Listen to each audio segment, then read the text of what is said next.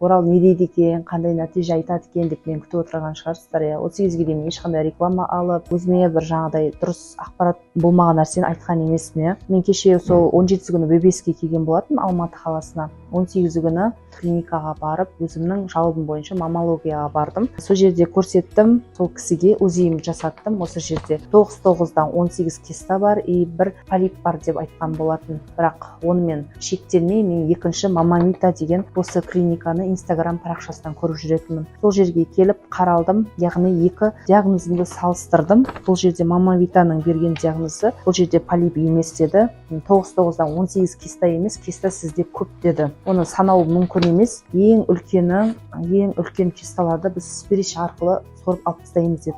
Ал мына жерде онколог біздің клиникамыз, бұл жерде только операция деді. Операциямен алып тастаймыз деді. Енді биопсия тапсырдым. Мына жерде биопсияның қорытындысы тұр. Биопсиямды спиричпен алған болатын. Бұл жерде 50% ғана көрсеткен, жақсы деп шықты. Енді осының қорытындысын алып, бір жерден шектелмей, тағы да көрейін деп жағалаған болатынмын. Сөйтіп күні кеше 21 күні, 20 күні келіп, Маммавитаға консультация алайын деп келген болатын. Осы жерде врачқа көрсетіп, ол кісі қарап отырып, бұл жерде операциямен алып тастау керек. Бізде заманауи техникамен қолдана отыра, ешқандай ауырсынусыз алып тастаймыз деді. Консультация аламын деп келіп, 5 минуттың ішінде шешім қабылдадым. Және де енді платный клиника болғаннан кейін суммасына келісіп, күні кеше ғана алдырып тастадым. Яғни бұл жерде жаңағыдай не емес, бұл кісі полип деген жоқ, бұл қанмен қоректенетін, сондай бір қанмен қоректенетін фибродонема деген болу мүмкін деген сұрақ белгісін қойды. Оны тек 100% анықтайтын биопсия клиникасына толық операция жасалғаннан кейін сол жаққа жібереді. Оның результаты 1 аптадан кейін шығады екен. Сонда да мен полип болсын, мейлі бұл ауру болсын, бәрібір де операциямен алынатын нәрсе болғаннан кейін алып тастай беріңіз деп өзім шешім қабылдадым. Бұл жерде ең үлкен деген операциямен жасап алып тастаймын деген кисталарды спирич арқылы, сору арқылы алып тастады.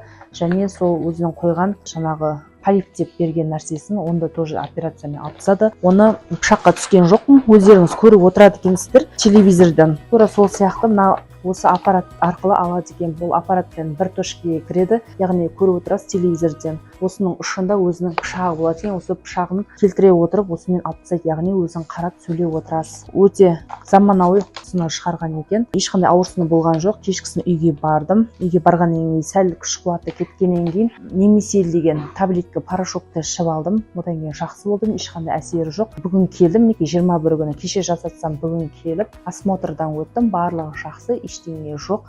Таққан бентті алдырып, енді үйге қайтпақшымын. Мына жерде доктордың берген дәрілері, мазылары барлығы осы жерде тұр. Осыны алып, яғни күніге 1 рет, 2 рет ашқарынға таблеткаларын ішу арқылы барлығы жақсы болып кетеді екен. Қыздар, сонымен мен не айтқым келді? Анау былай деді, мынау былай деді деп қорқып әр пікірге ере бермей, осы Маммавита клиникасына келіп, нақты врачтардан консультация алу керек десе, сразу алып тастап, жүре бермей. Әр адамға өзінің денсаулығы негізі керек қой. Сол үшін сіздер де тез шешім, мен сияқты шешім шығарып, осындай қуанып, тік аяқтан тұрып, мен сияқты отзыв беріп отырыңыздар.